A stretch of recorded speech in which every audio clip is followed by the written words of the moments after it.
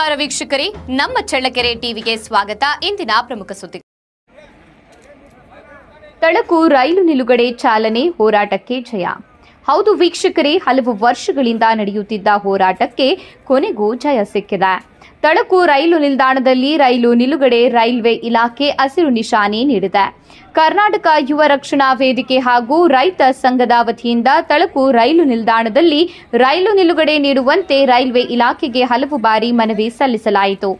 ಗುಂತಕಲ್ ಚಿಕ್ಕಜಾಜೂರು ಮಾರ್ಗವಾಗಿ ಸಂಚರಿಸುವ ರೈಲಿಗೆ ತಳಕು ನಿಲ್ದಾಣದಲ್ಲಿ ನಿಲುಗಡೆ ನೀಡಬೇಕು ಎಂಬ ಬೇಡಿಕೆಗೆ ರೈಲ್ವೆ ಇಲಾಖೆ ಇದೀಗ ಸ್ಪಂದಿಸಿದೆ.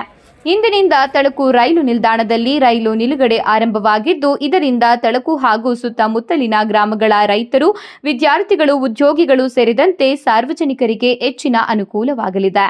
ಹಲವು ವರ್ಷಗಳ ಹೋರಾಟಕ್ಕೆ ಜಯ ಸಿಕ್ಕಿರುವುದಕ್ಕೆ ತಳಕು ಭಾಗದ ಜನರು ಸಂತಸ ವ್ಯಕ್ತಪಡಿಸಿದ್ದಾರೆ. ತಳಕು ರೈಲು ನಿಲುಗಡೆಗೆ ಸ್ಪಂದಿಸಿದ ರೈಲ್ವೆ ಇಲಾಖೆ, ಹೋರಾಟ ನಡೆಸಿದ ಕರ್ನಾಟಕ ಯುವ ರಕ್ಷಣಾ ವೇದಿಕೆ, ರೈತ ಸಂಘದ ಮುಖಂಡರು ಹಾಗೂ ಎಲ್ಲ ಹೋರಾಟಗಾರರಿಗೆ ಸಾರ್ವಜನಿಕರಿಂದ ಅಭಿನಂದನೆಗಳು ತಿಳಿಸಿದ್ದಾರೆ.